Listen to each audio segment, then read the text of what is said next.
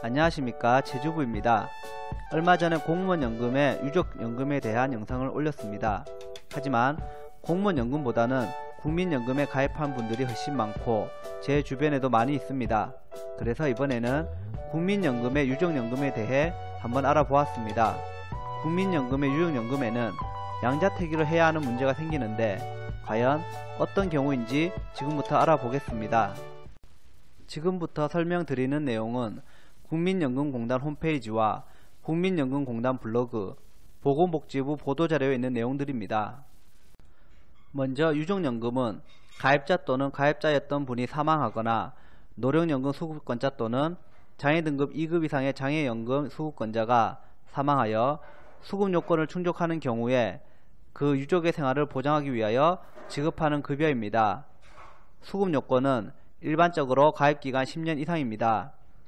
유족연금에 대해 알아보기 위해 유족의 범위, 수급권자가 배우자인 경우의 지급정지, 유족연금의 지급률, 중복급여의 조정, 유족연금 차액보상금, 사례별 지급액 순으로 살펴보겠습니다. 첫 번째, 유족의 범위입니다. 그림에 있는 순위에 따라 최우선 순위자에게만 지급됩니다. 1순위 배우자, 2순위 25세 미만의 자녀, 3순위 60세 이상의 부모, 4순위 19세 미만의 손자녀, 5순위 60세 이상의 조부모입니다. 자녀와 손자녀의 경우는 장애 등급 2급 이상인 경우는 나이에 상관없이 지급하며 부모와 조부모의 수급 연령은 65세로 상향 조정 중입니다. 두 번째, 수급권자가 배우자인 경우의 지급 정지입니다.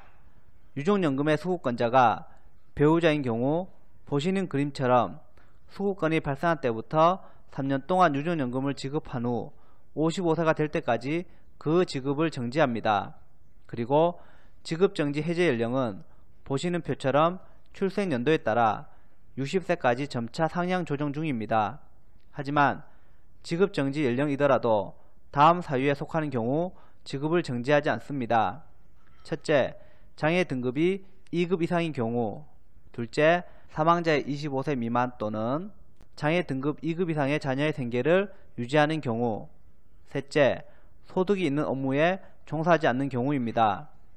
여기에서 소득 기준은 2021년부터는 월 평균 소득 금액 253만 9,734원입니다. 따라서 그 이하 금액의 소득이라면 계속해서 유족연금을 지급받을 수 있습니다. 세 번째, 유족연금의 지급률입니다. 유족연금은 사망자의 가입기간과 가입기간 중에 소득 수준에 따라 결정됩니다. 가입기간에 따른 연금액은 보시는 표와 같습니다.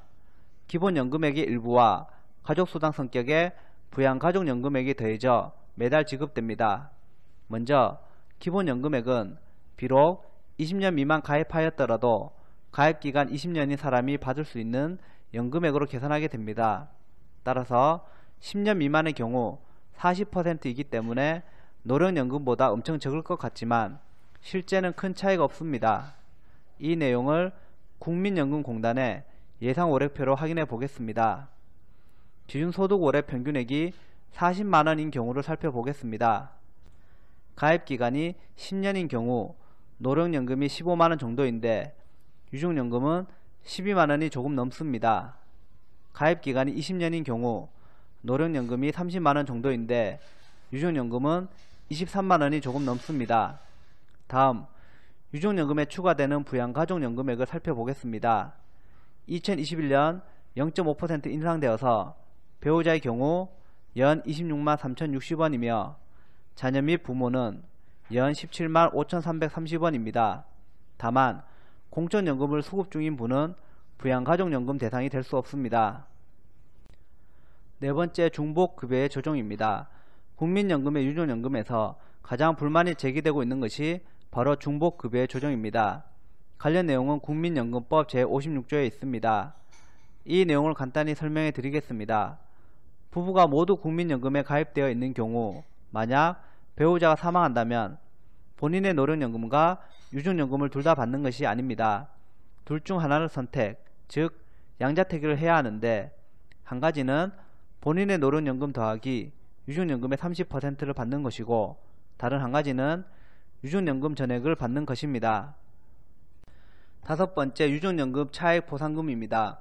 유족연금 차액보상금은 유족연금 수급권이 소멸되는 자녀 또는 손자녀에 대해 수급권이 소멸할 때까지 지급받은 유족연금액이 사망 일시금보다 적은 경우 그 차액을 보전해 주는 것입니다. 지급금액은 사망 일시금에서 자녀 또는 손자녀가 지급받은 유족연금 총액을 뺀 금액입니다. 6번째, 사례별 지급액입니다. 사례 1. 전업주부인 A의 남편 B는 약 30년간 국민연금에 보험료를 납부 중이고 현재까지 예상연금 수령액은 100만원입니다. 만약 B가 사망하게 된다면 A는 3년간 유족연금 60만원을 받게 되며 그 이유는 60세까지 유족연금 지급을 정지합니다. 다만 월 평균 소득금액이 253만 9,734원 이하라면 계속해서 지급받을 수 있습니다. 사례 2. A는 국민연금으로 150만원 수급 중이며 배우자 B는 국민연금으로 50만원을 수급 중입니다. 만약 A가 사망하게 된다면 B는 1. 본인의 노령연금 더하기 유족연금액의 30%와 2. 유족연금 전액 중 하나를 선택해야 합니다. 여기서는 2가 유리합니다. 만약 B가 사망하게 된다면 A는 1. 본인의 노령연금 더하기 유족연금액의 30%와 2. 유족연금 전액 중 하나를 선택해야 합니다. 여기서는 1이 유리합니다. 사례 3. B는 노령연금으로 50만원을 받던 중 배우자 A가 사망하여 유족연금 전액을 선택하여 90만원을 받고 있었습니다. 만약 B가 재혼을 하게 된다면 A의 유족연금은 받지 못하지만 본인의 노령연금 50만원은 다시 받을 수 있습니다. 지금까지 국민연금의 유족연금에 대해 알아보았습니다. 내용을 정리하고 보니 국민연금의 중복급여의 조정에서 충분히 불만이 생길 만하다는 것을 느꼈습니다.